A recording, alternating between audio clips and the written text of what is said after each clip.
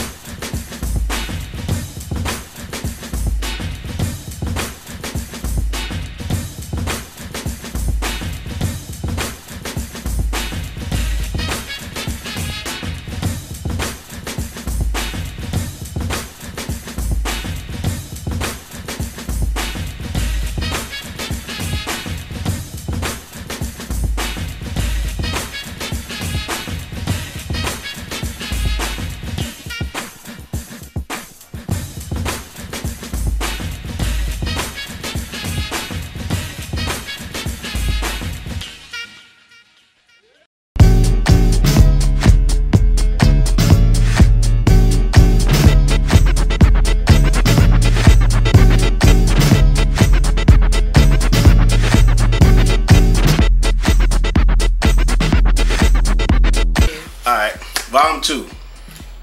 Basically, the purpose for that book was, again, just going through things, just trying to make sure that as a mother, I'm doing what I'm supposed to do. I had to write about it. Every time I had an attitude about something, or something just came across me as not being right, or things I couldn't change, I wrote about it.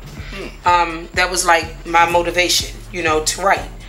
And once, you know, I start writing that, things just start snowballing, things start happening just in general. And I just had the vibe to write. Like, I wanted to just sit and write. Sometimes it would be for no reason. I did experience writer's block for a minute, you know, but then I'll come right back to it. People used to see me sitting on the porch so much, they would say, look, what is this all you do? I'm like, this is what I do. And I wasn't ashamed of it, because I was still taking care of home, still had dinner cooked, clothes washed, dishes clean, house straight, whatever. It was just, that was my way of relaxation, and it just turned into my books. But one time somebody came up to me, well, I'm gonna give you a topic, since you think you can write, I'm gonna give you this topic and I want you to write about it. And I wrote about it, and I did it in 5 minutes because it was something that I could relate to. So when that came about, it was more so, okay, well, what about this and what about that? So if I give you the book and I show you a page, it's about you. I'm just indirectly letting you know certain things. That's how I got to the third book, which was the realest I ever wrote. That's because things was real. Things got real. People started dying. It was Baltimore City's homicide rate was terrible at that time. And it was just like, I just wrote about it. Kids was getting killed, innocent kids. Some people that had done wrong, it caught up to them. You know, things of that nature. So it was more so, I wrote about it because I just felt like that was my way of getting it out. You know, the way that I felt about different things. Growing emotionally was my fourth one. And it's exactly what it was. Growing emotionally. Like, I've looked at what I used to write from like 05, 06 all the way to when I was in, like, I think like 09, I finished that book. And why I never published them, because I didn't want somebody to be the one to change my words. I wanted, to a degree, I'm down for change, but I wanted it to be the way I felt, not the way that they would personify the situation. Again, it's like being a photographer. You know you have the eye for it. You can't be trained. And as well as writing, write it the way that you speak it. And that's what I did. There was a lot of things going on, yes, and they will change it. And if they don't like it, they'll change it to make it seem like something very mediocre that you have no idea what they've done to it. I don't want one of those situations to happen, so I've been keeping them to myself, letting, you know, Q listen to some of the, you know, the things that I've written. And he said, you should name it Memoirs of Pain, because to me, that's like an enormous struggle, you know, and just me writing it, that's just the way that I felt. Like, you know, it was a growing process. I've been writing since I was probably a little bit before I turned 30. So it's more so now. I just started, at first I was writing it on paper, notebook paper. I was killing the trees, y'all, writing, seriously, writing and writing and writing. But then I graduated to someone walking by that I knew, and they were like, you know what, I'm gonna do you a favor, because I'm tired of all this notebook paper, for real. You just, people don't write no more. And I was one of those people, as I was raised, I had to write. My mother didn't play that, oh, let's go home and play the video game and do your homework but fail anyway. It was never one of those. My mother is an old school woman. She didn't play that. So it was more so that's all that I knew. Write. The next thing you know, a woman by the name of Catherine, she bought me a laptop. She was like, here, this is what you use. Learn it and use it. Utilize it. I did that. And to this day, I have those 4 books. I've learned what a zip drive is, a memory card, you name it, I've learned it. So it's more so I have had a lot of things go on, a lot of things that may not have been what they should have been, but I've seen a lot and I just wrote about it, even though I now know that my books can help other people. So that's why I think that's why, you know, I'm at this point where I want to put them out there. I do. You know, because I had a guy by the name of Thunder. He was a dancer. They called him Chocolate Thunder, and he and I had spoken because we were going to do covers. I'm not a fake phony person. I don't knock nobody that want other people on their books or anything like that. I just don't like images that don't personify who I am. You know what I'm saying? Right, that's right. And they was like, oh, you want to be stuck up? No, I'm being me once again. I want me on the cover. And I had chosen him because he was a really down-to-earth guy. And I had spoken to him and I had explained to him what I wanted to do on my covers. And he was like, I think that's nice. You know, and I confided in a couple of people that would see the books that mattered to me. And they were like, yeah, that would be a good look, you know. And what happened was he was killed on a highway coming home. So that devastated me. And I was like, look, and someone came to me, you know, Chocolate got killed. I'm like, what do you mean? Oh, he's dead. He got killed. He died in a car accident. I'm like, what? And then I called his phone. He didn't answer. Then I called K Swift, rest in peace to her, because that's my girl. She was like, he is gone. I said, come on. And it was just like, okay, well, maybe this is God's way of telling me this is not time for me to put this book out. So, you know, like my kids had a friend that died at night. I think it was January 11th. And my uncle died that morning, the same day. So it was like, all right, look, I'm going to just put this to the side. I'm going to do my photography. So that's how I really got into, okay, focus on something else. Because every time I write, I'm always doing a rest in peace page. Can't do it. So, you know, I just had to kind of get off of that because I had to, that's not what my books are about. So, you know, I've had to, you know, deal with that. So now it's like I'm doing both. I'm juggling. Okay. I think your works will do. I think your photography and your memoirs will bring a lot of closure to a lot of people. You know, that's why I thought about the title of Memoirs of Pain. And it's not to really make people depressed or something like that. It's just a testament. Right. Exactly, because you can rise above it. Yeah, you can rise above it. And it's like, and it brings a little bit, like I said, a lot of closure to a lot of things that's going on. And I hate the fact that people are still trying to ignore the situation, you know, and not trying to make a better situation. And we're going to talk a little bit about like the literacy problem, you know. 7 times 2 is not 21. I'm sorry.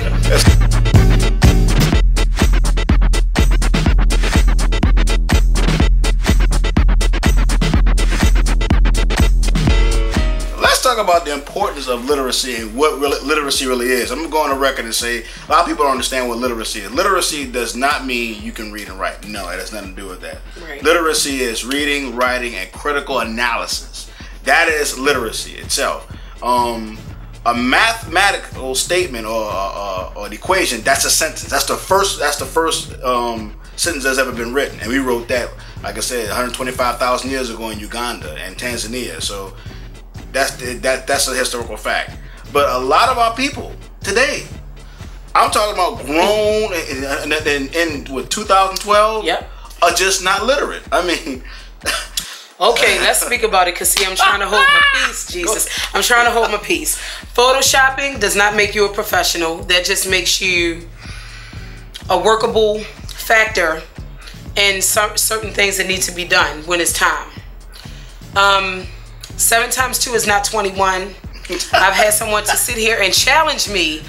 You can't tell me you think you know everything. I know 7 times 2 is 14 and not 21. I'm not picking with anybody because as I was speaking to Q off camera, you cannot kill the messenger. You are the reason what your children personifies you as. Like I tell my kids when they go outside, when my older ones were young, you are a personification of your mother. You better not go out this door and do anything that I wouldn't do or that I didn't teach you. Because if so, and it comes back to me, you already know. So it starts at home. I hate when people blame, and you know this, I hate people that blame the system for your child being illiterate. If your daughter could sit there or your son could sit there and scream about Meek Mills, Drake, Boyz II Men, anybody, I don't care who it is. You can sit there and you can speak a language and you actually Facebooking it. No disrespect to my Facebook people, but Diz is not a word. D-I-Z-Z. I feel illiterate when I read it, you know. So it's more so you have to train your child in order for your child to be trained as an adult, you know. Even though you can raise your child to be what you want them to be to a degree, but God knows once they hit that door, they hit the streets in a whole nother environment that they're in, no matter whether you're rich, poor, broke down, killed, I don't know. You just gotta accept certain things as a life lesson. I'm going through it now. So it's more so, that's what I'm trying to tell people. This literacy thing is bigger than money. Because God knows if they could build streets, bridges, houses, all of this, it wouldn't be homeless people. It would not be children in school sharing textbooks. That blows me. So, you know, when you got a child that can't read, it's because they don't have their own material. But when you as a parent is at home and they have homework, that's what it's supposed to be. Work for home. You have to do it with your child. If you can't, get somebody that can. Most parents are single these days. They can't be 2-3 places at one time. Always have somebody that's in your corner that can help you. Stop blaming everybody else. It is, to a degree, your fault. You are the ruler of your child's destiny until they can rule their own. That's the way I look at it right now. And that's what I got to say about literacy, because people feel like, oh, I can recite Meek Mill's house party, it's a party, grandma party. That is not being literate. That's right. That's not being literate. My granddaughter is 2. My grandson is 5. They see that Mellow commercial, they drop it like it's hot. I'm looking like, well, what about a book? You know, but my grandson can tell you his name, his address, his mother name, his father name, ABC 1 2 3. He knows it. We don't play that.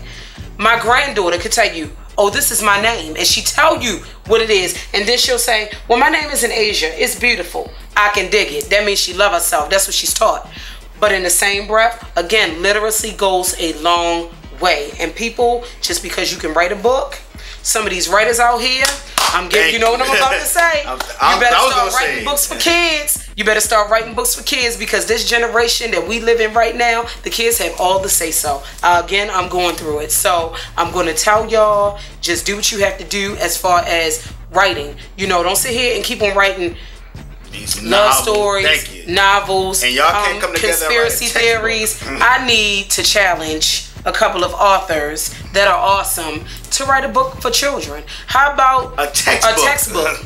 You know, something, you know, that they can, you know, that they can actually, you know, understand where they're coming from, you know, because if you don't sit there like with me, I was taught my ABCs by singing it.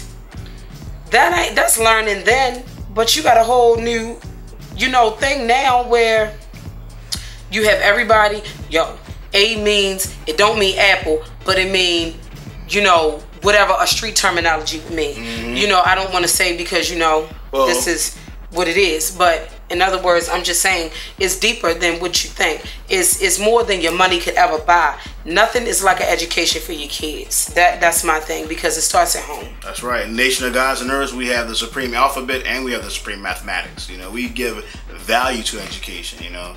Just like you said, you know, when 7 + 2 = 21. And she got to do the sticks. I had to do some sticks for a grown man. Come on now, really? And I mean, we outside and we going at it.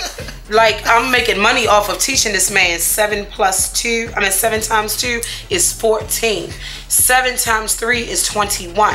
I was like 1, 2, 3, 4, 5 slash, no, 1, 2, 3, 4, 5, 6, 7. Well, this is only 4. Never mind. See you bye. You can't kill the messenger. I don't know what to tell you. So we go through things like that. You know, I've met some people in the music world that's a little challenge too.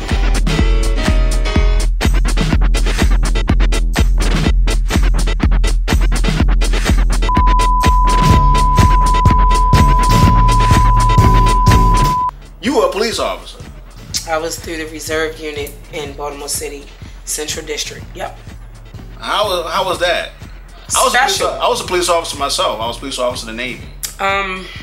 With the Baltimore City Auxiliary Unit, it was more so we were the officers that dealt with things that they didn't have overtimers or overtime to do.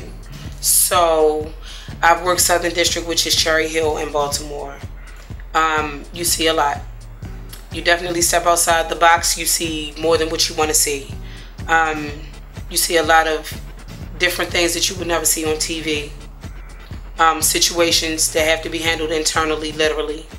You will see your backstabbers when you, as an officer, right. And I'm going to speak on this, and I don't care who don't like it, as an officer, I feel as though because we're a reserve unit, don't treat us like we walk under you, like you walk on us because we're smarter than you.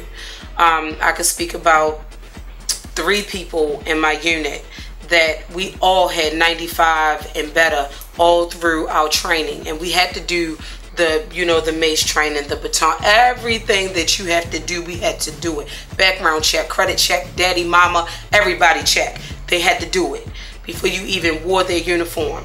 But as an officer, I will tell you, I have never felt so disrespected in my life when it comes down to I'm writing a 95, which is an explanation of an incident. Or I'm writing a 95 because I have to request something. And then it's like, okay, well, this is good. You know, you need to teach so-and-so. Oh, it's a lot of haters when it comes to Baltimore City Police Department. And there are some bad apples that spoil it for the whole bunch. That's why if you check the history, we've been through so many police commissioners. And I'm going to leave that like it is because everybody that lives in Baltimore City knows what's really going on. We had a forum that was in the city paper because we had a situation where 2 auxiliary officers were wrongfully incarcerated, and they talked about it amongst everybody. And I know that this really don't supposed to be said, but you know, some things you got to put out there. Their situations were spoken about to the new cadets, the new recruits, and being as though that they were not high profile cases, but they were cases that had yet to go to jury trial.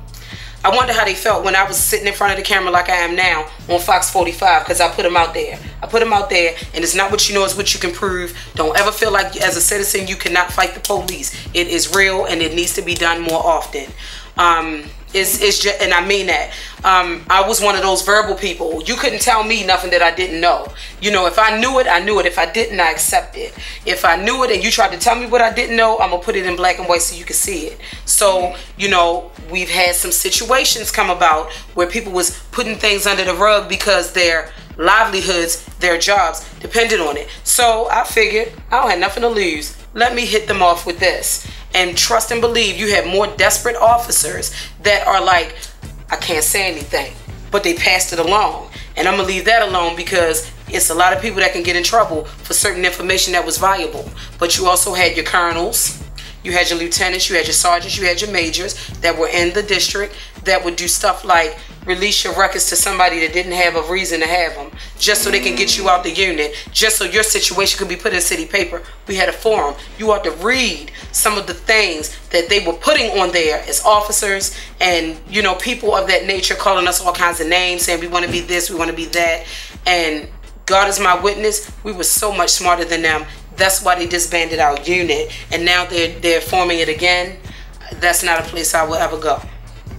Only because when you need someone that's intelligent and you know that you're lacking intelligence, once again it goes back to literacy. It's a whole lot of illiterate people that still use spell check, and that's the way I'm gonna leave that.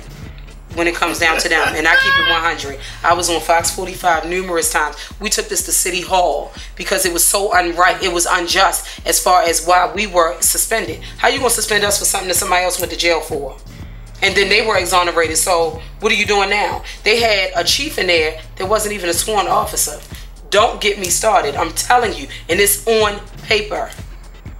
So I take it to where it needs to be taken. I'm one of those people. I'm smart. If you want to take me to court and you want to put your name out there and you want to put other people in the mix, I'm going to bring them with me. I'm going to subpoena them myself. I just subpoenaed 911 records for somebody that want to play dumb. So we're going, you know, that's still in the making. I have my records though, and they called anonymously. Another thing, America, I don't care if they call anonymous, John Doe, Jane Doe, Christmas. You can get those records. It's called money.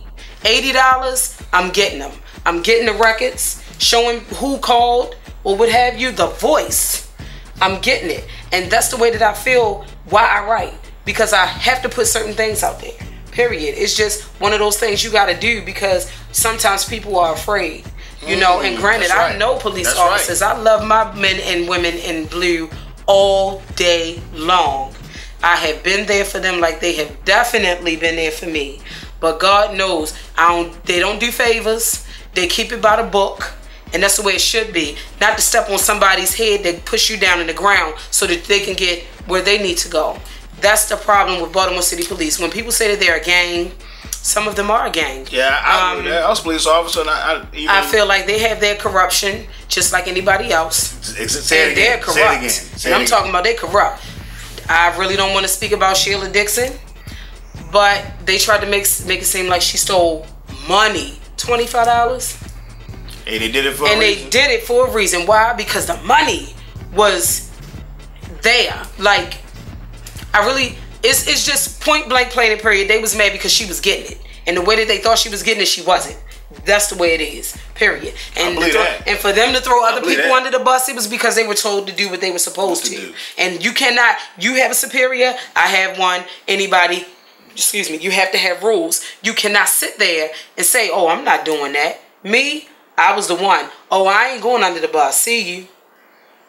Find something else to do. So it's more so things like this, forums and, you know, blogs and shows and stuff like this need to be done because certain things people are not aware of. And, you know, city council was our backbone. I never knew that I could take the commissioner into City Hall and get questions answered that I always had questions to. Oh, I was the truth up in there. That's why my books are what? The Truth Part 1 and 2. And that's the way I kept it.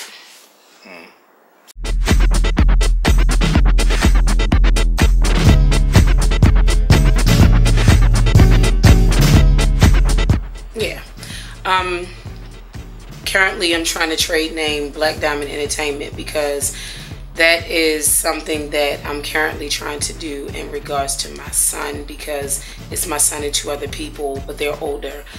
They want to get into the music industry, and I'm trying to teach them about going into it the right way, not rushing, but making a personality, getting a buzz before they try to, you know, go and set out, oh, I want a record deal. So my son is Thomas. They call him Savage. He knows I have certain music that I will allow and certain music that I won't. The other one is Ronald. They call him Xklue. And the other guy's name is Travis, and they call him GodSon. So with those three, we've come up with the name Amazin, spelling A-M-A-Z-I-N. And basically what made me start, you know, like really dealing with them is because I have some avenues to point them in the right direction. And that was just something that I figured that I would do because it was, to me, it was necessary to be instrumental in something that my son wanted to do, and he's 16 years old. And I'm not looking for someone to be giving them anything. They're definitely going to work for what they have. I don't care what anybody say, but in the same breath, I feel like they need me to mold this whole situation because I do pictures, because I've been around, you know, different artists, because I've seen things that I was so oblivious to until it was in my face. So, and it's good and bad. So it's more so that's my whole purpose of trying to just get things situated for them.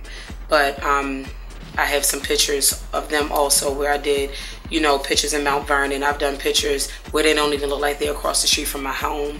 I've done different things for them, you know, railroad tracks, graffiti. I try to embrace everything, you know, all natural things, because again, I'm not a photoshopper. I'm natural with mines.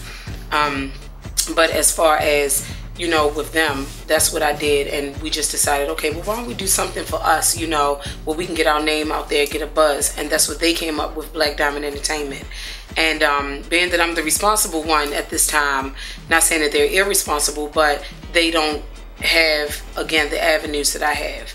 I just decided this is something that I'll embrace, and it's open to any artists that want to be able to have some things going for themselves, things that they want to do, and things of that nature. So that's more so of the reason why I decided that, as well as Swagger Magazine. Swagger Magazine, basically, I wanted to do a magazine showing people's work as far as their photos, as far as their community involvement, things of that nature.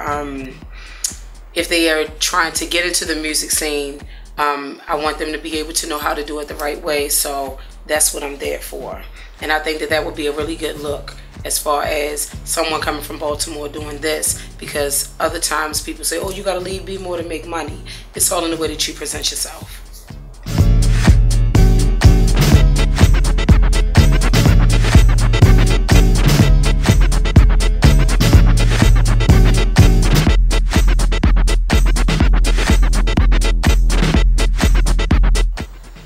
Well, I was the last of my mother's children born. I have 3 sisters, but I have a sister that's after me. She's my half-sister.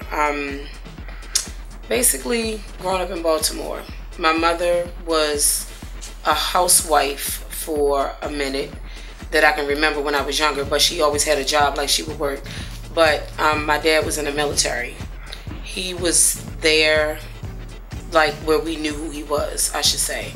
But he was not in the home because he was in the military and not as instrumental as my mother.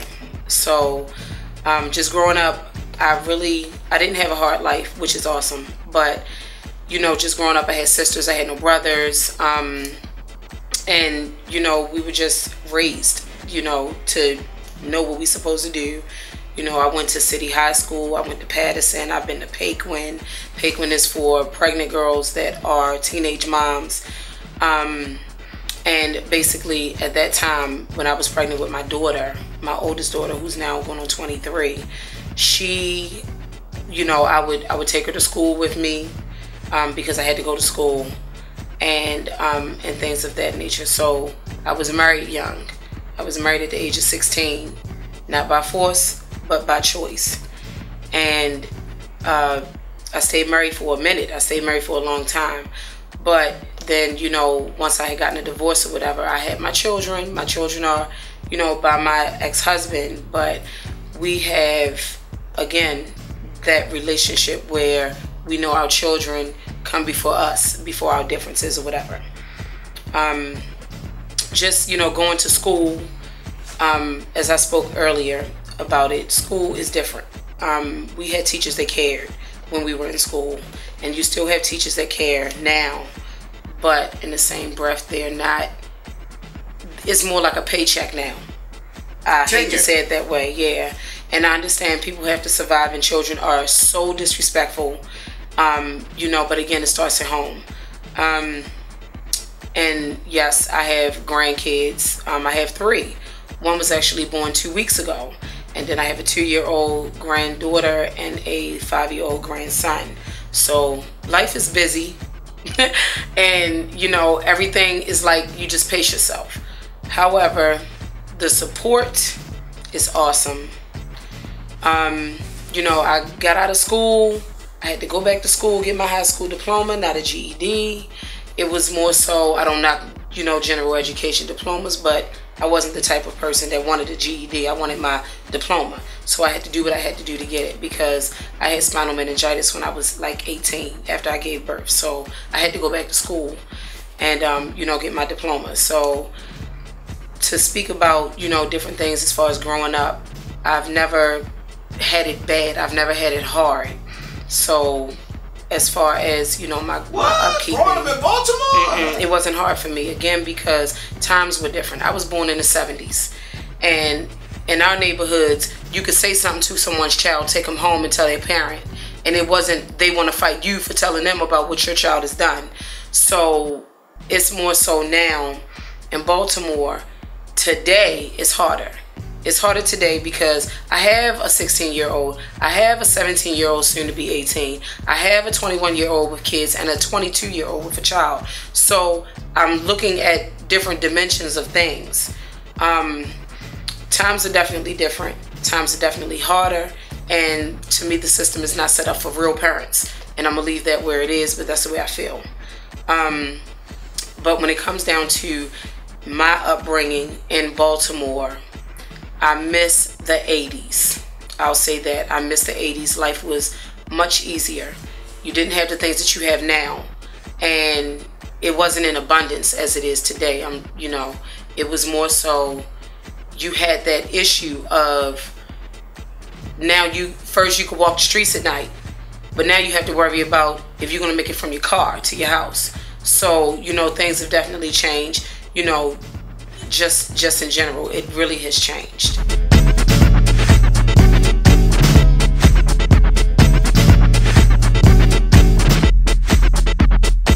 What is that though? If there's anything you hate, my one pet peeve that I have. Pet peeve. As a woman that take pictures, that come encounter with a lot of men, women too. I can't stand jealousy. I don't like when you feel like you're being held down because of your profession. It's like a dancer, he has a girlfriend, or a dancer that has a boyfriend, speaking as a woman with a man. If you can't handle it, it's like if you don't like the heat, get out my kitchen. I feel that way. That's the way that I feel about the situation. And seriously, it's like you're interviewing me. It's a lot of people that can't embrace what some of us do. And personally, right. I'll say it like this. I'm here. Right. I do what I'm supposed to do. I make it happen and I'm out. I don't have time to make nobody else's life miserable. So the only advice I can give to people that is even thinking about writing books, getting into music, getting into modeling, getting into photography, I promise you, your mates, if you look good and you carry yourself a certain way, or if your professionalism is better than theirs, or they don't feel like they have the same opportunity that you have, they will hate on you. They will make you feel like you are not being compassionate for their feelings. Well, in this business, you have to care about who's important, which is yourself. That's what I feel. I feel like if you're going to do something and you're doing it with your heart and not, you know, everything that people do doesn't have to be, oh, they think it was with what's between their legs. That's never been me. I've never been a groupie. I've never been a fan to the point where I'm going to do any and everything just to get by or get to where I want to go. It's called the gift of gab. That works for me, and I speak the truth. So it's more so with me. I just look at it like, if you don't like what I'm doing, move over. Yeah. Period. If you don't like what I'm doing, and I speak as this personally, if you don't like what I'm doing, then why are you here? If you don't feel as though that you can trust the person that you're with, see you. That's my thing. I don't need it. The world don't need it. People don't need it, because it will affect your work wholeheartedly. It will affect your work, whether you sing, you rap, you dance, you model, you take pictures, you anything in the world. If that person cannot handle your profession, it is not healthy for you as a professional to let it continue. And that's just my attitude toward that. Jealousy sometimes turns into rage. It turns into death. It turns into you not being involved with your love, your first love, as far as what you want to do as an individual. You were born by yourself. Some of us, most of us, we wasn't blessed to have doubles. But I just feel like, in my opinion, as a 38-year-old woman and a mother of 4, I've earned my right to be where I am. And if don't nobody like it, see you. And that's the way I feel. As long as I'm doing right by my children and my family, leave me alone. Don't say what you feel, not unless it's for me. I have a saying, you either with me or against me. Those that are against me, you won't see. And that's the way that it is. That's my whole point. I don't care how much I care. I don't care how much you feel like you've been a big part of my life. but I gotta love me before I can love anybody else. And a lot of people that's in this industry, that's why they fall into the drugs, they fall into the depression, they fall into the drinking and everything. But you gotta find something that is your strength and not the strength of other people, because you can't bring nobody up if you can't bring yourself up. Oh, that's all right. And that's word. That's word. I mean, that's true. I feel you on that. It just pains me. It hurts me. Like me and Envy talked about it on one particular episode about why. Well, like I said, I'm not an expert on relationships. I'm just lucky to have a wife that trusts me. But I trust my wife too. Right. And we've been together. We've only been together, married for a year, but we've been together for 7 years. And but.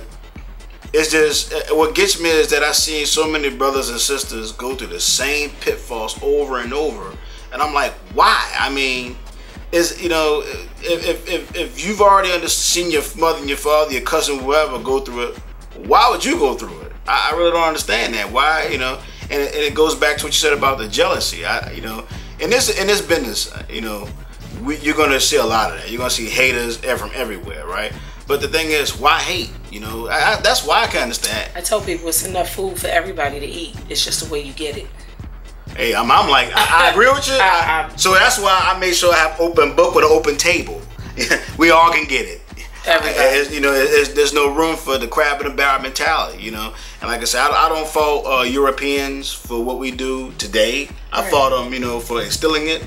But we don't. We're supposed to educate. We're supposed to be literate. We're supposed to educate them now. We don't have to fall for these pitfalls, but we still do it. Why? Because I still can't figure it out. I mean, I could say why, but that's a whole nother show. And I'm probably gonna be on it, but absolutely. And I'm about to. And when I do, I'm gonna rip it. And like I said, a lot. But just like you, I write articles for my website, Authors Info, which is also the reason why I'm producing this show. And I mean, but the thing is. It pains me to see our people that we still cannot progress, and it's the same trivial stuff. I mean, it just amazes me. I can't. I'm like, what is the problem? But I think I don't mean to interrupt you, but I think some people, and I'm not speaking about myself, but people that I've seen go through the motions, go through the emotional roller coasters.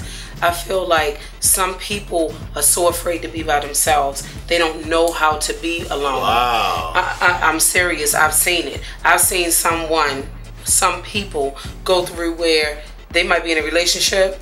Once that relationship is halfway dead or they're done, here comes somebody else just to take its place instead of getting themselves together. I've been there, I've done it, so I can speak on it, and I keep it 100. I've been there where I'm not afraid to be alone. I could say see you, because at the end of the day, I got my 4 children, my grandchildren, and me.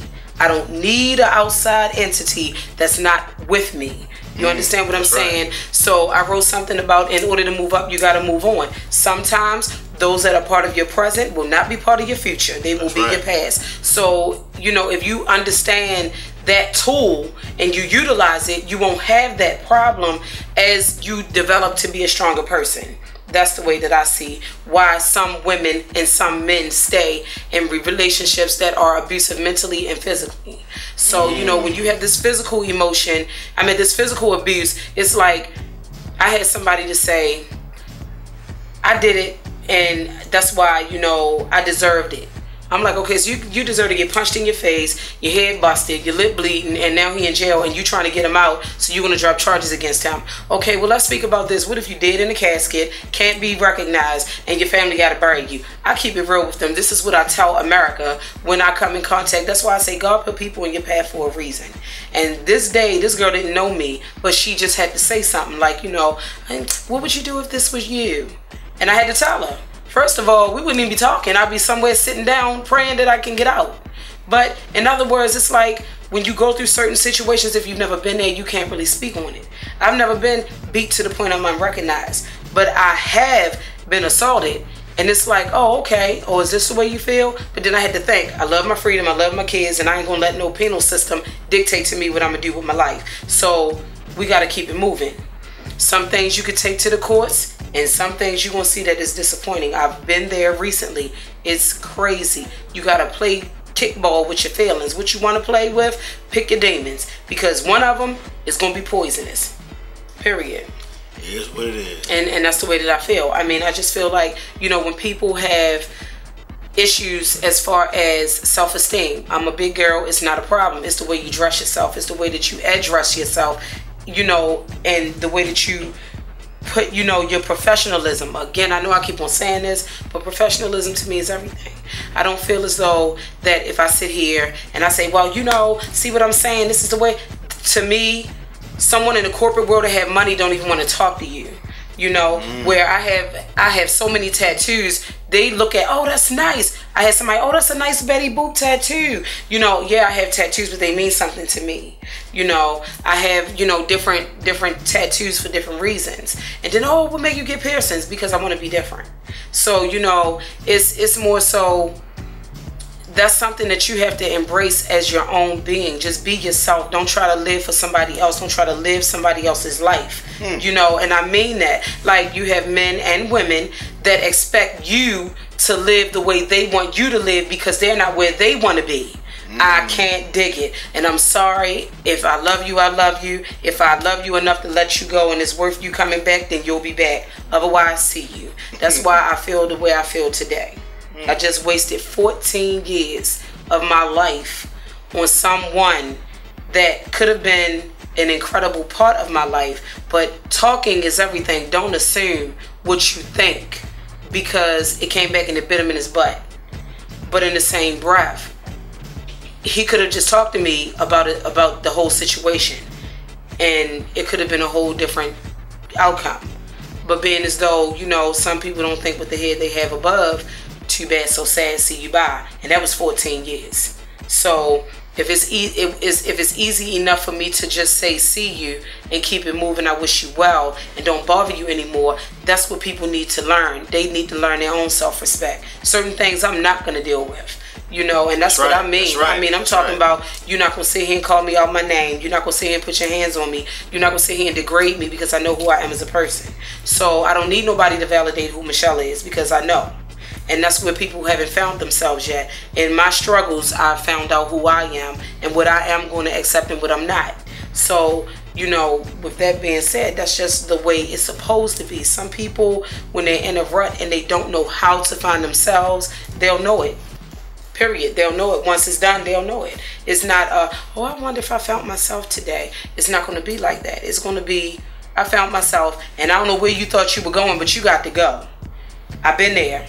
I've done it. I've seen it. I've lived it. So it's nothing that I've written in my books that I can't speak about. Because I wrote a prayer called Lead Me. You read it. It's powerful. Heavy, it's more so, heavy. It's something so heavy you would think that somebody is really out there. And I know it's somebody out there that's lived what I've written. And it's just a matter of getting it out there. That's it. I mean, that's just the way that the ball bounces. Sometimes you got to kind of bounce back from different things. And when you have a control freak in your life, if you allow them that control, they got you. They got you, and you will be doing things that you never thought that you would do. And you will be doing things that you never thought you would do. Love make you do the craziest things when you think it's love, and I mean it. I'm so serious. I mean it, and that's like spoken word. That is so true. Like, you know, I know I'm cracking up, but I'm serious.